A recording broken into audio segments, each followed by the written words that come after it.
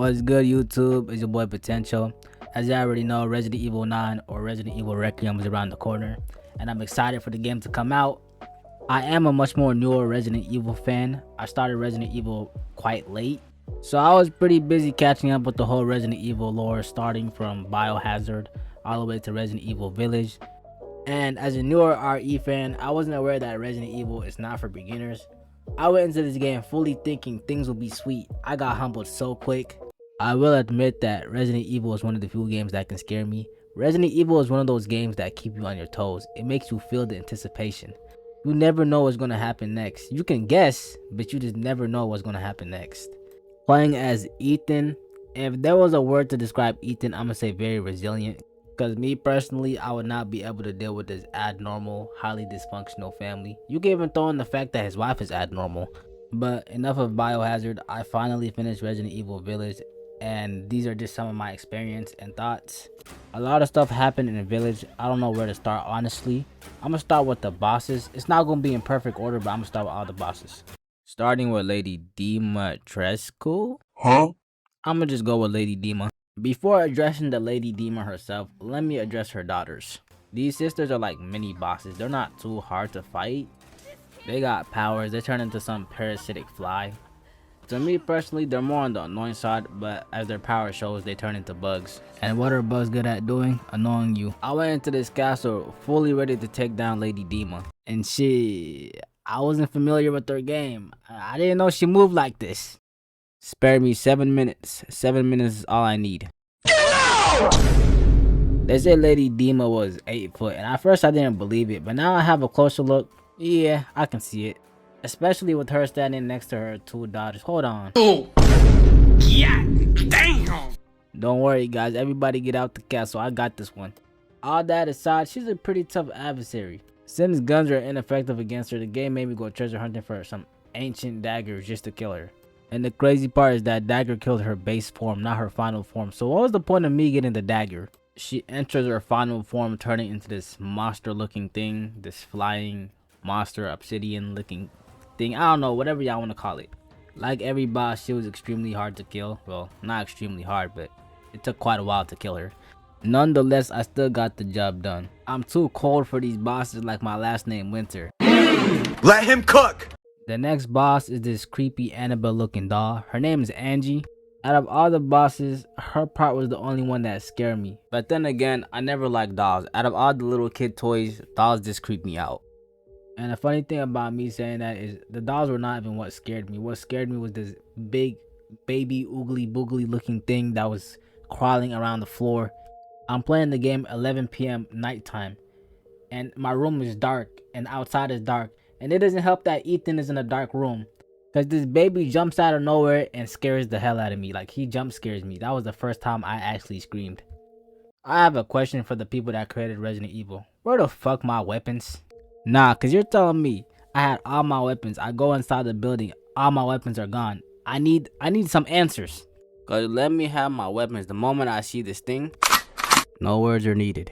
After I went on the elevator and escaped that ugly baby, I went to Angie's part, which wasn't really scary to me. She wasn't really hard to beat. She was more of a nuisance. I had to find her through all those tiny dolls. Out of all the bosses in the game, she's the easiest one to beat. Even easier than the sisters, and those are just side bosses. The game makes me walk around the house full of dolls to look for her doll specifically, and it's not even hard to tell the difference. She wears all white, everybody wears black.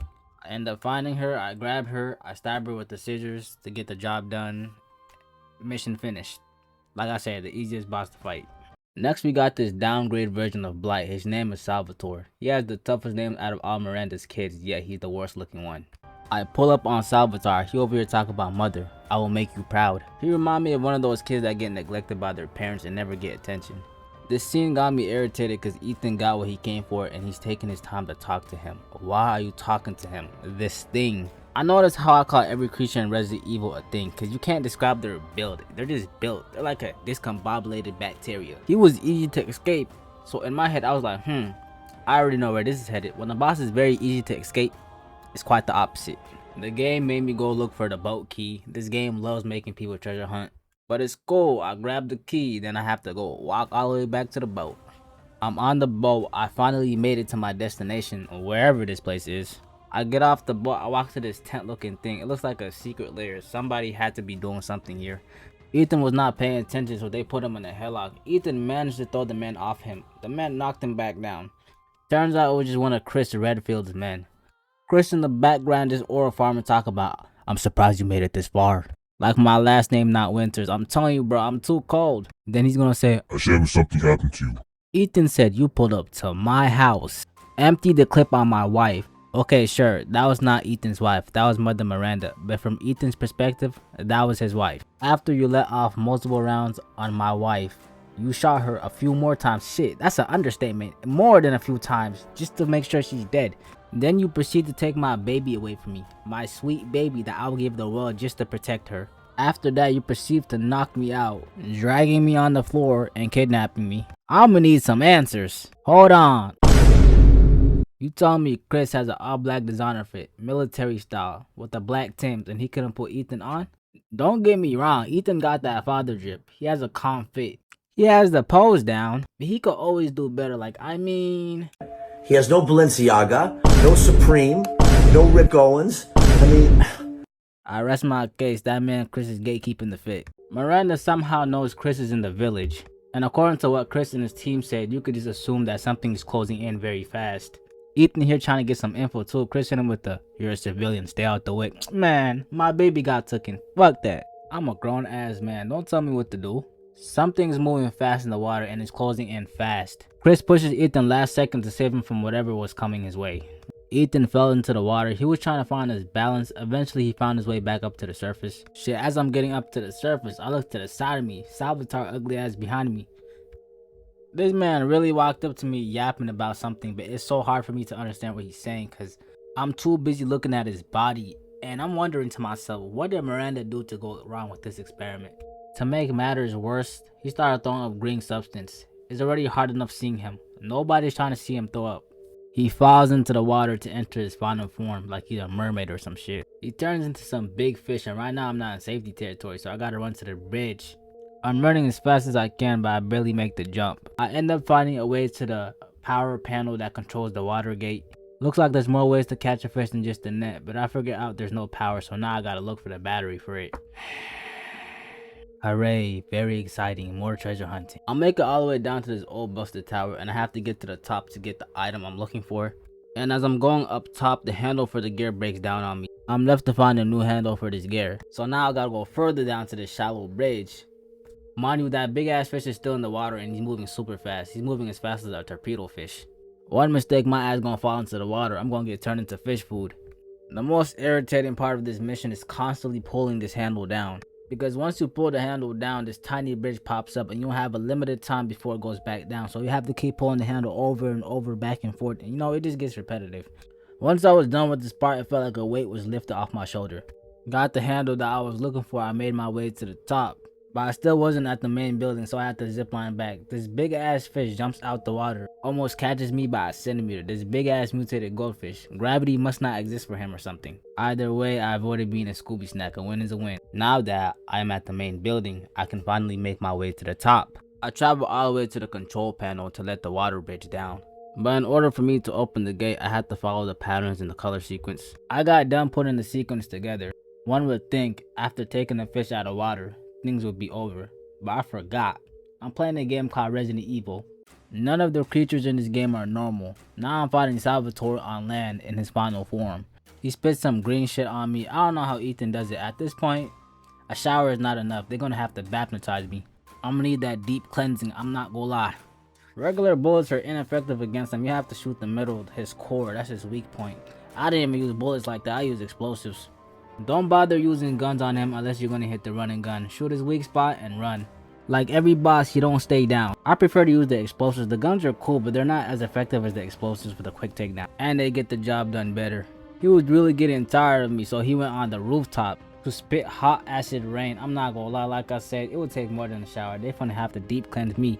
I finally got him out of here, but he had to go. He was getting on my nerves. He killed me 3 times just because of the acid rain. Your mother Miranda is not coming to save you. The next boss, the last of Miranda's kids, Heisenberg. Now, Heisenberg is the only one of Miranda's kids I can empathize for. He's the smartest boss character in the game because he knows Miranda doesn't care about anybody, not even her kids, and for that reason he does not trust her. He wants his freedom. That's what I like about his character. He has individuality compared to the other bosses that will do whatever Miranda tells them to do. For example, those who grew up with strict parents will understand. You want to do something but your parents will not allow you, so you want freedom from your parents. And the only way to get freedom is you have to fight for it. There's no other options. But Heisenberg runs into a problem. Mother Miranda is too powerful. He needs something as powerful, if not more, to fight Miranda. That's why he tries to negotiate with Ethan. He tries to team up with him. He just goes about it in a wrong way. He tried to use Rose, Ethan's daughter, as a way to beat Miranda. But Ethan's inner father kicked in and Ethan said, "My daughter is not a weapon." Heisenberg was not having it. He said, "One last chance." Ethan was like, "Nah, I'm gonna do my own thing." Heisenberg was like, "I bet. I try to negotiate with you, but it's your funeral." He dropped me down this closed metal area. I don't know where this place is, honestly. I look behind me. I see a shadow figure. And in my head, I'm thinking, what is this weak ass design of a robot? An Autobot? Either way, I'm not gonna fuck around and find out. Get me out of this shit. So I hit the dash. I'm running away from that humanoid robotic propeller. I run into a dead end, so I have to go down this dumpster slider. I don't know what to call it, so I just call it dumpster slider. As I'm getting out the slider, I land. Not perfectly, but I still land. I get up. Everything around me just junk. Old rusted metal. I'm just scoping the scenery at this point, looking around, navigating. I'll make my way to the top. I don't know where Heisenberg threw me, but I'm still navigating this whole area. I see something sitting down. It creeps me out, but I passed him, and he didn't do anything, so in my head, I'm like, I already know where this is headed. Once I grab the item and leave this room, he's gonna start moving. And as expected, it started moving. Video game 101. If you pass something dangerous and it doesn't do anything, you should be worried. These things are not hard to take down, but they eat bullets like candy, so good luck trying to save your ammo and your resources. I put the item I grabbed from the other room inside this metal machine. I'm not too keen on what it's gonna do, but I think it crafts something. I get a metal plate that has a horse emblem in the middle. And I look around the whole building, and this is the closest thing, or at least the shape, to that metal plate. As y'all can see, a passageway opens. On my way there, I ran into enemies. After I took care of them, I ran into another door and I need a key to open it. It's one door after another. After a long search, I found another key or another object to use. It looks like a key object for something else. It doesn't look like the key for that one door that had the horse symbol. I'm making my way back to the crafting machine. One of these bald-headed box acts came out their slumber. Now I gotta deal with them. Out here just making me waste ammo. These things just refuse to stay down. Made my way to the crafting machine. It made a star-shaped object. I have a good hunch on what it's used for. I put it inside the generator and all the power should be back up. I don't know if turning on that generator was a good thing or a bad thing, because not all these humanoid androids are sparking to life. And I'm left to deal with every single one of them. I just know my ammo is gone. I got done dealing with every enemy in that room. So now it's to the next quest. I go into this cave area. I'm just navigating it a little bit. As I go deeper into the cage, I run into a few little enemies, these little minions. This is the final destination to this tunnel or cave. Ultimately, I end up here. I'm going up the stairs. I run into these big ass tanks. These are just a more armored version of those humanoid androids. And y'all already know, without the armor, they're already hard to kill as it is. Imagine with the armor. I decided to use explosive, and even with the explosives, they're not dying. So they're taking my ammo and my explosive. Nice to know. Very nice to know. Capcom definitely has a way of making games. I made it all the way up to the stairs and I run into a problem. I have to climb this ladder, but this propeller is spinning very fast. I wasn't really tripping. It's a simple fix. All you gotta do is shoot the power source for the propeller. It will stop spinning. Once I finished shooting all 3 power sources, I climbed the ladder. There was a door all the way up here, so I went through the door. Stairs after stairs, doors after doors. This better be the final one. And I kind of wish I didn't say that, because that was the last door before a propeller tried to pull me in and damn near kill me. At this point of the game, I lost kind of how much near-death experience I have. I go in this place behind the propeller. It has a ladder that goes up to a sealed exit that you have to open. That exit leads me to an elevator, but I don't know where the elevator leads me to. Well, it's time to find out. And found out we did. It took me to a room. I opened the briefcase. What item did we get? A key. Well, you already know where I'm headed. I'm to the crafting machine. I could have swear I finished every enemy in this area, but you know, the game have to give me more enemies just cause. I dealt with all the enemies like usual, crafted the key. You know what time it is. I gotta open that door. Surprise, motherfucker. Well, that's one way to crash in. You know the usual drill. I gotta put the enemy down. Nothing new. This is the oddest side boss I ever fought. He keeps crashing into walls like he has no sense of direction. I'ma say this, as a boss he's very easy to beat, but he is one persistent bastard. Because it don't matter what you hit him with. You can hit him with explosives, shotgun shells. He just doesn't go down easily. After multiple explosives and multiple shotgun shots, he finally goes down. I beat the boss and go to the next room. And like usual, I don't know where I'm at, so I navigate for the 1000th time.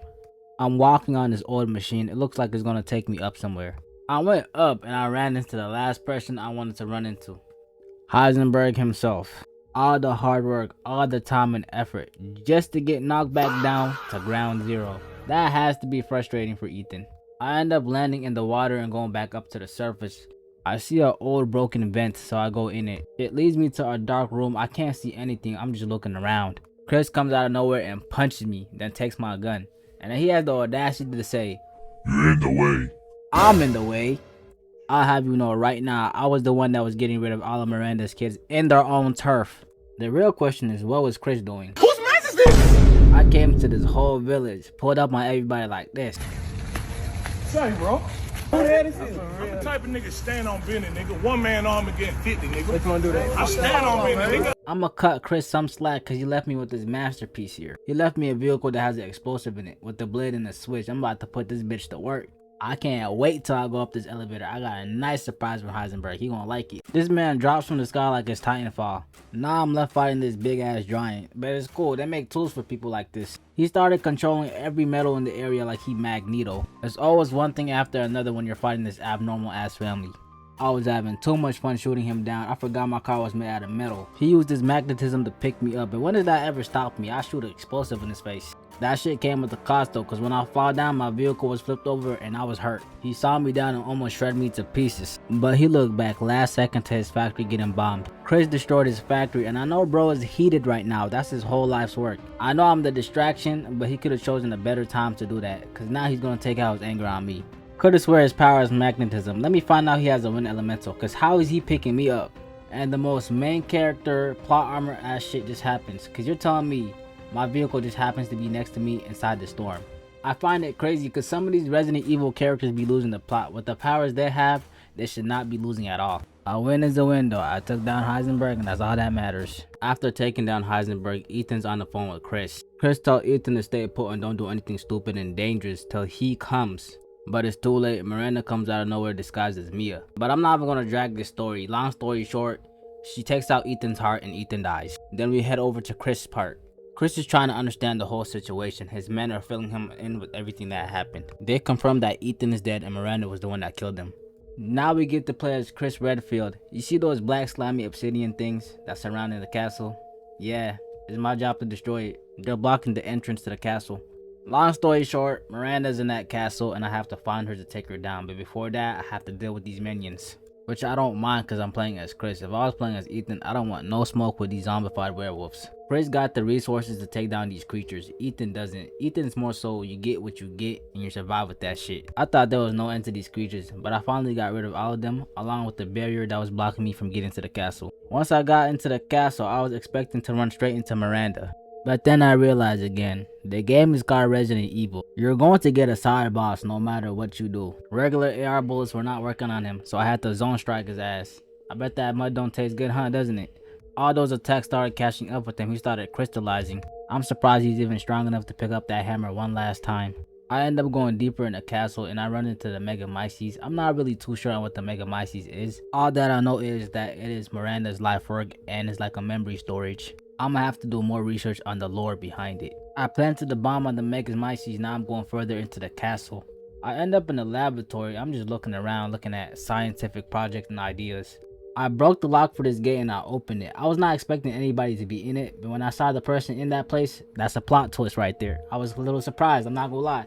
Cause I was always wondering what happened to Mia, Ethan's wife, if Miranda was pretending to be her. Mia asks Chris what happened to Rose and Ethan. After Chris got done telling her everything, Mia was like, there's something I didn't tell you, there's something special about Ethan, implying that Ethan is not dead.